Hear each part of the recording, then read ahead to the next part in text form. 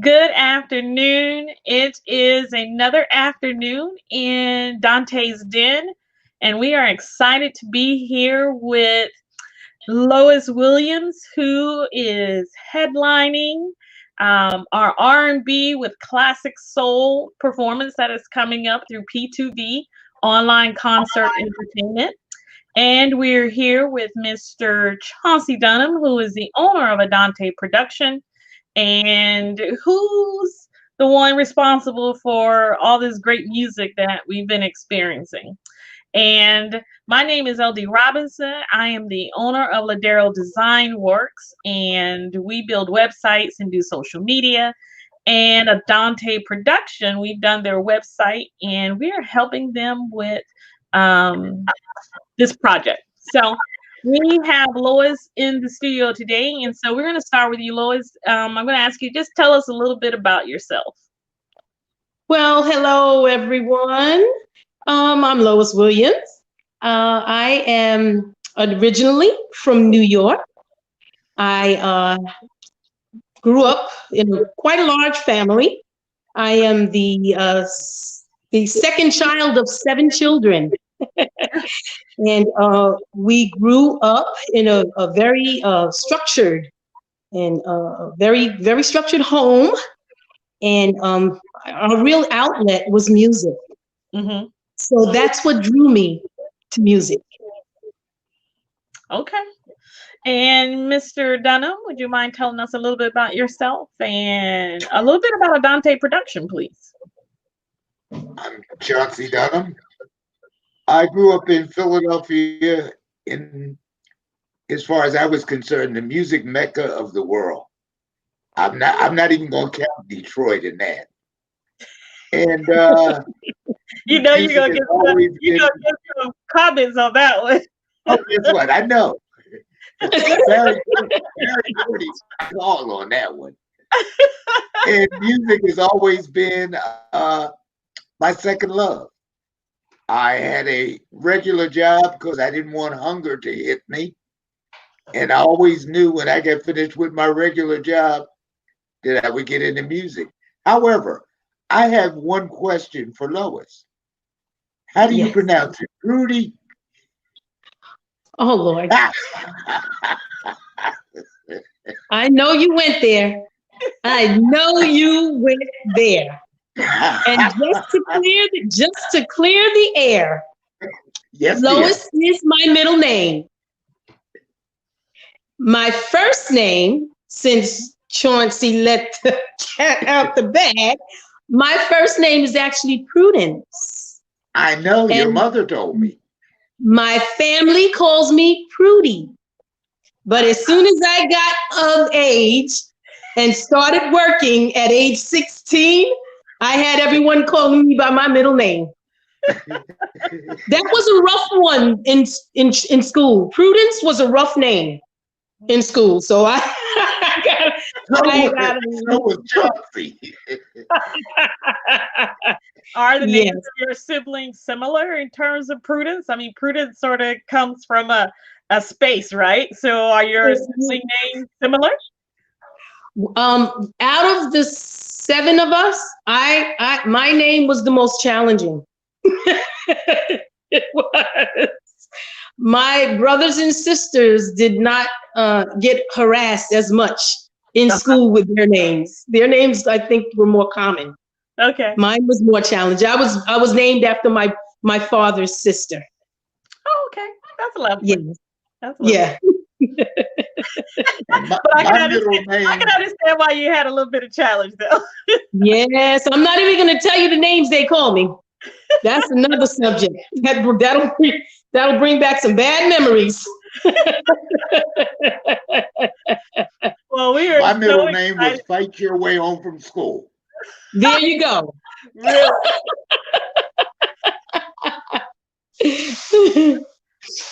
Okay, so anyway, I identify that with that a little bit. I brought Dante back to life subsequent to moving to Florida.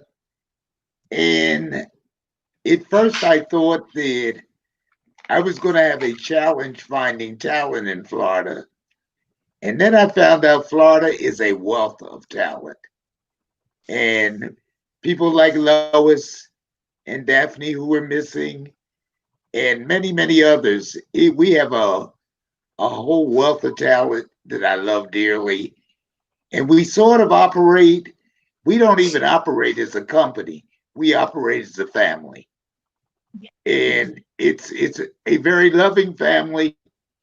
Like if I don't hear from everybody every day, or they don't hear from me, then people get concerned because we all communicate on a daily basis with each other.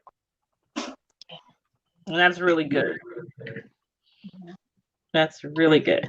Well, we have some questions, as you know, if you've been with us in the den, you know that we have some artist questions and we have some standard ones that we ask because, you know, we think they apply to pretty much all artists, but then we have those ones that are specific to the artist that we're talking to. So Lois, our first question for you is, when did you first realize that music and performing were what you wanted to do? Well, I know I was young. I was in the single digits for sure. And I used we were allowed to have the records and the albums. Like I said, that was our outlet, and we just dove into music.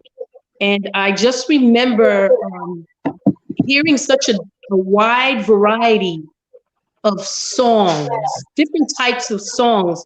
However, there were selected songs that touched me.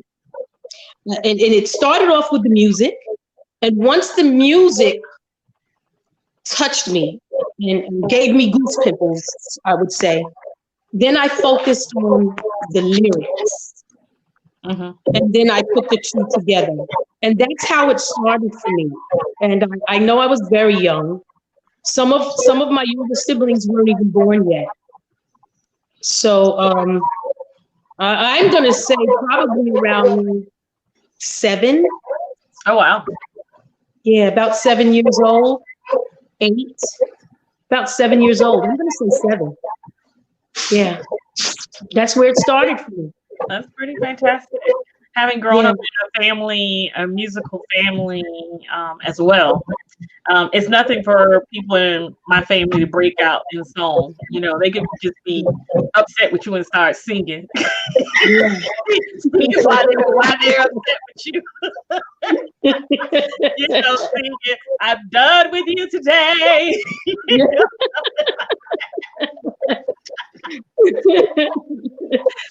or start singing the scripture to you. You know? That is not unusual. My mom's family.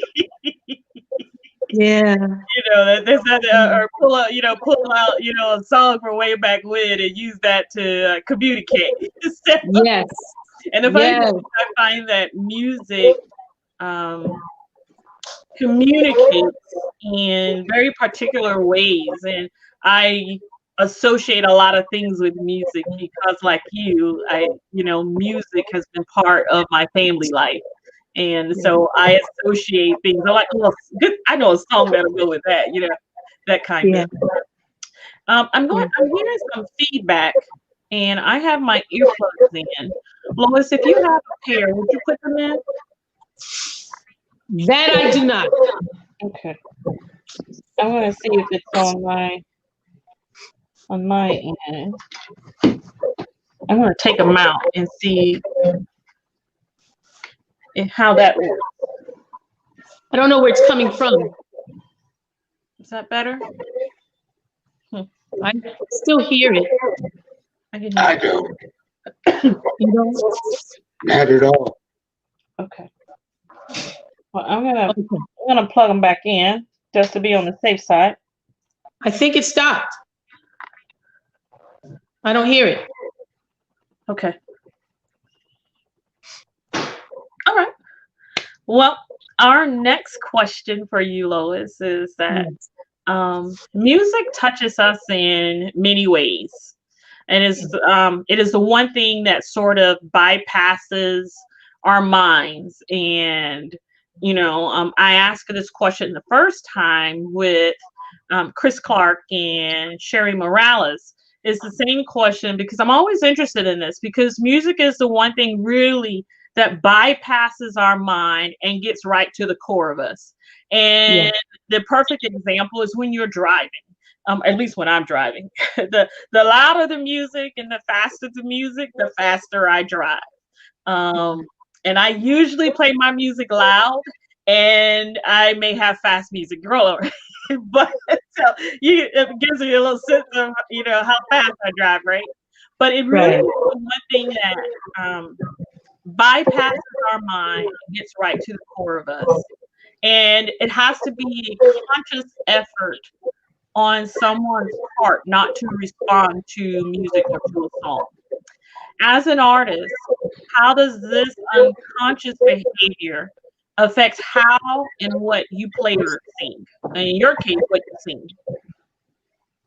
I will tell you that what drives me is if I connect with the music, if I connect with the lyrics, if I connect with the message. And when that all comes together, that sets it off for me. So I will hear a song, and like I said, the melody is what's catching to me first. It's the melody. And once I feel that melody, I pay attention to the words and the message that artist is trying to get across. And there are times where the song itself is quite relatable. And once that all comes together, it's a wrap. I dive into it with my heart and soul. Mm-hmm. And then I bring that to who I think is listening. Mm-hmm. And I try to impart the message of what that song is trying to bring, and see if they can have the same feeling. And I want to bring it with passion, and I want to bring it with feeling. And once all of that is connected, I deliver. Makes sense to me. And having heard you in the studio, I say you do a good job with that. So I have to ask you, what is good music to you? Good music to me is when it touches my soul, when it touches my heart, when it touches me in a way that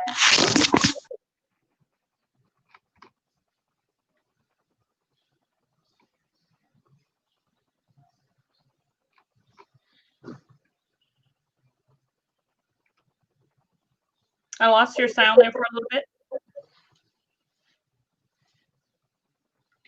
Lois, you hit the mute button. Oh. You're muted.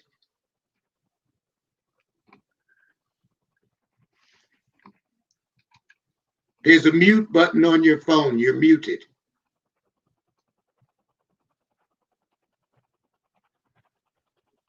Unmute yourself. Unmute yourself.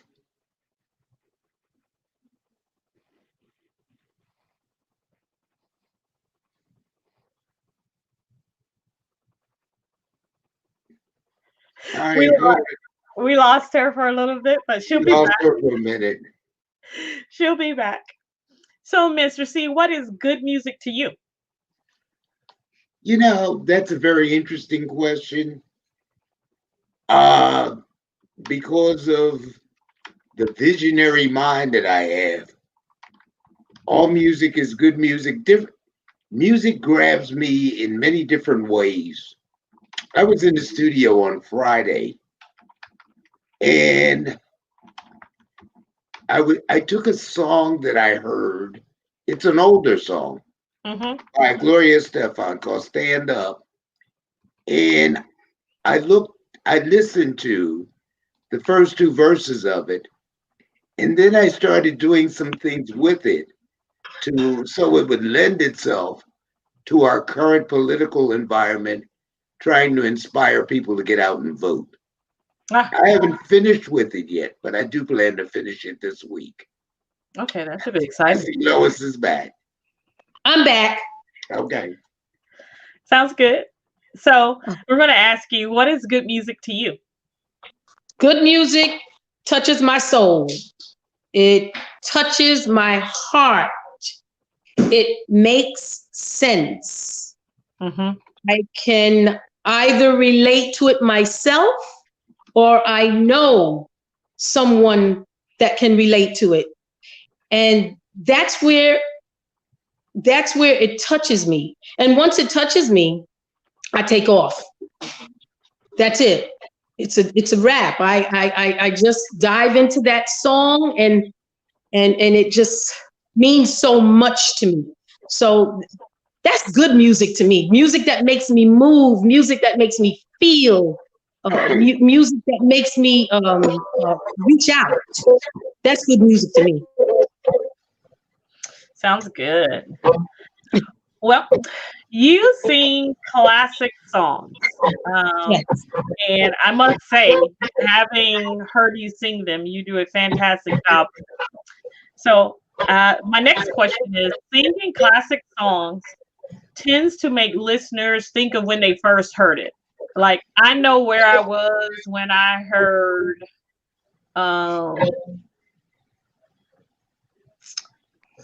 I don't know, Whitney Houston, right? So, Yes. I Will Always Love You. I know Yes. what I was doing when I heard that, right? And Yes. so singing classic songs always takes people, for me, it tends to take them back to where they first heard it. Yes. First emotion that they had with that particular thing. And they say, like, Yes. oh, I was 12 years old when my parents played that record for me. Yes. And what does it mean to sing um, classic soul songs, and that really take people back to when they first enjoyed a song? What does that mean to you? It means volumes. I'm gonna say that my singing and my attention to detail in music started in the mid 60s. Mm-hmm. So that's why I go so far back with my songs, because those are the songs that I was introduced to. And I would hone into those songs, not understanding what the real meaning of those songs were, because I was so young and I did not have life's experiences at that time. But it was the lyrics that grabbed me, as well as the medley. And when I combined those two, and I shared it with my brother and sister at the time, we would practice those songs. We would bring our harmonies together. And then the song became something different to us. The song became like real to us, even though we were children. So then as I grew, and my imagination started to come into play with music, putting me in a place where I really wasn't at that moment. And I started to take that experiences of those beautiful songs that I loved then. And then as I became a woman and started experiencing Yes. some of those things, it applied so well to me. And I said, you know what?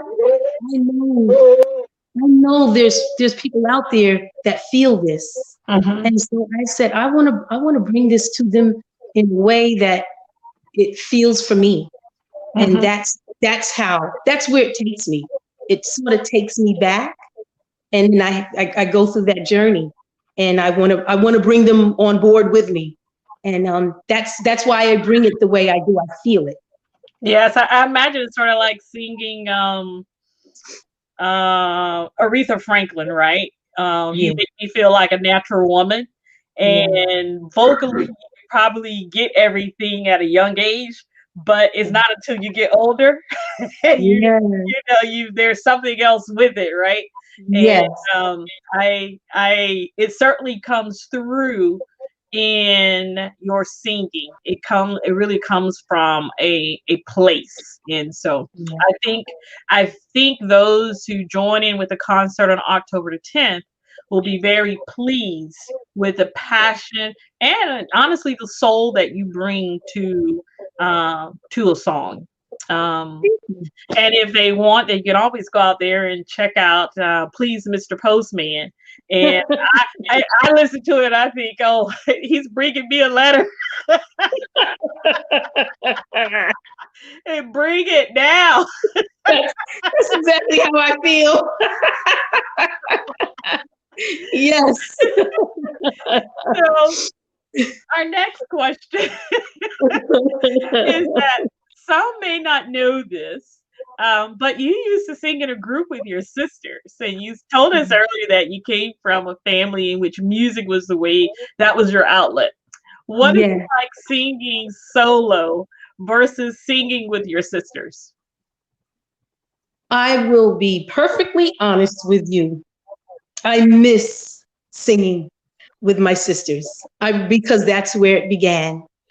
But singing solo is very interesting to me because I know that I'm on that stage by myself, and I want to project in a way that the audience understands the message that I'm bringing to them.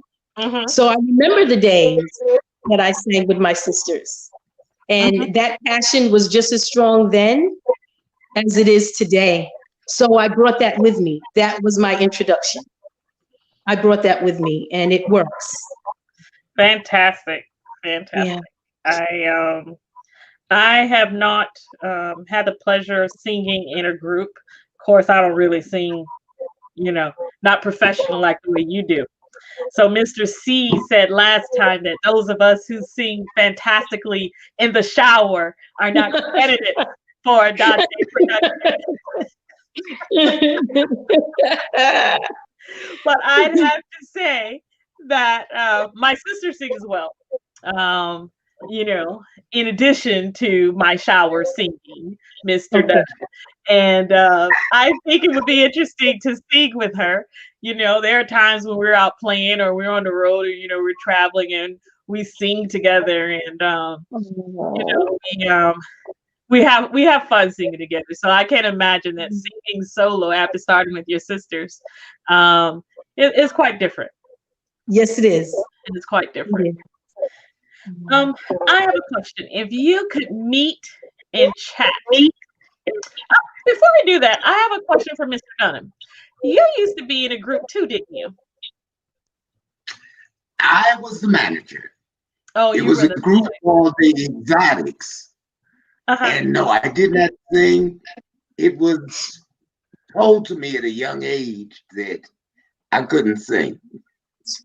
However, can you think? I'm not going to show you, so you'll never know. But I've always had the ability to make sure everything and everybody stayed in line. The books got done and everybody got paid. And that sort of grew. That grew from being the manager of the group to being the CEO and the chief visionary officer of a company. So that's it. Can I swing something in here? Absolutely. I was told a few years back by a friend of Lois's that I needed to go listen to this girl sing. And I said, as I normally do, yeah, right. And I knew I wasn't going. And I received a phone call that same day and said, have you left the house yet? And I said, it's pouring rain and I'm not going anywhere. And she said, well, you got to go to this place. Wait till I tell you the name of the place. You got to go to this place called the Swamp House. Uh-huh. and it's 45 miles away from where you live, and it's raining like mad. Well, of course, the first thing that turned me off was going to the swamp house. I wasn't about to do that. Second thing is it was raining, but then this friend of Lois was harassing me so bad, I got in my car and I went, much against my will. And I went to this place, and Lois got up and sang. And I didn't have a contract with me, but if I had it, she could have signed it right then and there. Oh, wow. I knew then that Lois and I were going to be together forever. The only person standing between Lois and I is her husband. And guess what? He's right here. Hey, He's not going anywhere. But Lois is not only a fantastic singer, Lois is a fantastic human being. She'll call me up and we won't talk about music. She'll ask me a real crazy question like, have you gotten some rest today? Have you eaten today? So that's the kind of friendship that we've developed. And it's Lois and her husband, and now it's her whole family. Yes. And they told me the last time I was there, oh, you're part of the family too. He's absolutely right. Well, it's a beautiful thing to be adopted. When you're adopted by the right family, you know that you're wanted. But you know the funny thing, LD, to be adopted at this age in life. Yes, that's amazing. That means that means you're still cute and cuddly.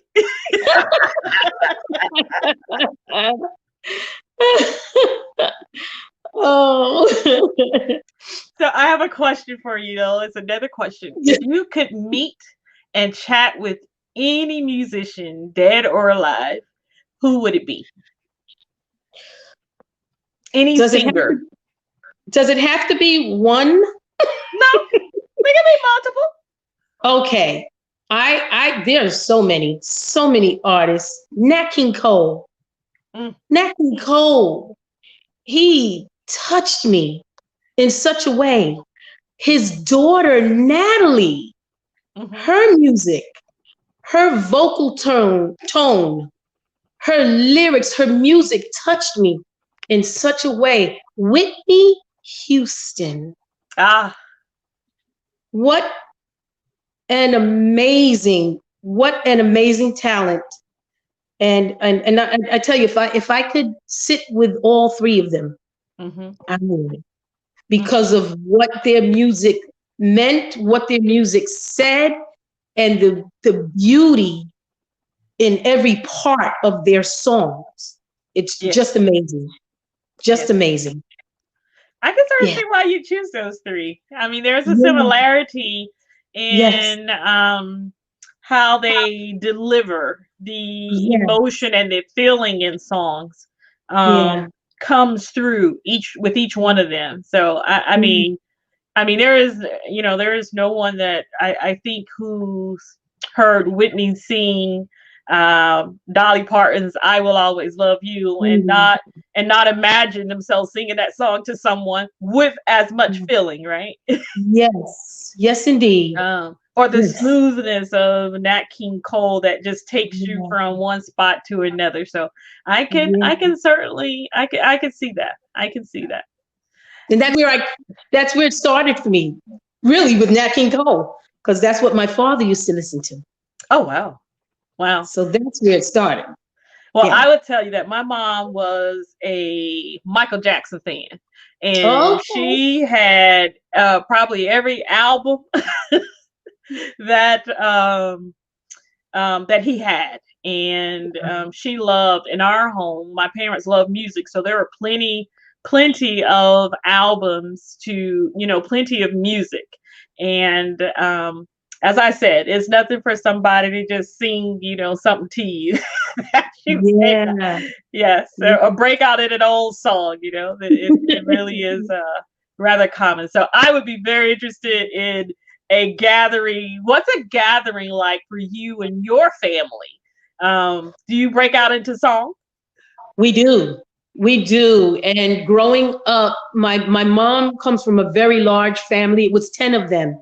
And anytime we had our family reunions, we had already started singing by that time. So the entire family looked forward to myself and my sisters, singing songs, and Oh, said, wow. sing a song. Come on, Clark girls, sing a song.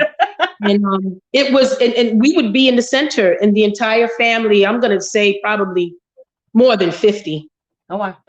gathered around just to hear us sing, and the harmony that came from us was amazing, because our voices blended. Our voices blended so well together.